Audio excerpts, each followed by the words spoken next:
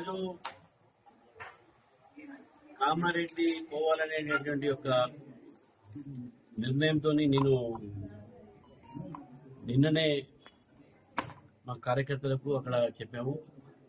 నేను మహేష్ రెడ్డి గారు, రాకేష్ రెడ్డి గారు, అంజిరెడ్డి గారు, మేము ఉప్పమయ్య గారు మేము బయలుదేరదామని ఇవాళ 11 గంటలకు కామారెడ్డి బయలుదేరి అక్కడ నిన్న మా ఎమ్మెల్యే వెంకటరమణారెడ్డి మీద దాడి జరిగినటువంటి సందర్భంగా వారికి సాంఘీభావం చెప్పడానికి, కార్యకర్తలకు ఆత్మవిశ్వాసం పెంచడానికి, అదేవిధంగా బాన్స్వాడలో కూడా అక్కడ కొన్ని ఘర్షణలు జరిగినాయి.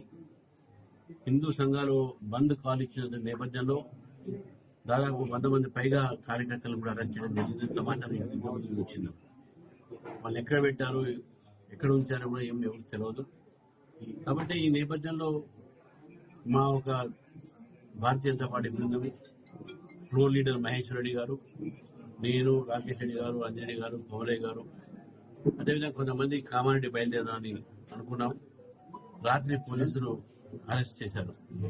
రాత్రే పోలీసు ఇంటి ముందు మోమరించారు. ఎస్ఐ గారు వచ్చి మీరు బయటికి పోవటానికి వీలు సార్ ఇవ్వన్నారు.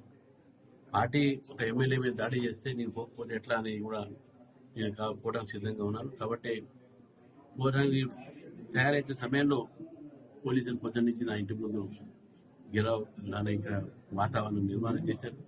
నన్ను బయటికి పోతే గృహ నిర్బంధం చేశాను చెప్తున్నాను. ఏది అయినప్పుడు కూడా నేను కామారెడ్డి వెళ్తాను, 11 గంటల కంటే మొదలు పెడతాను అనేది నా నిర్ణయం అని చెప్పేసి కూడా పోలీసు వారు కూడా చెప్పడం జరిగింది.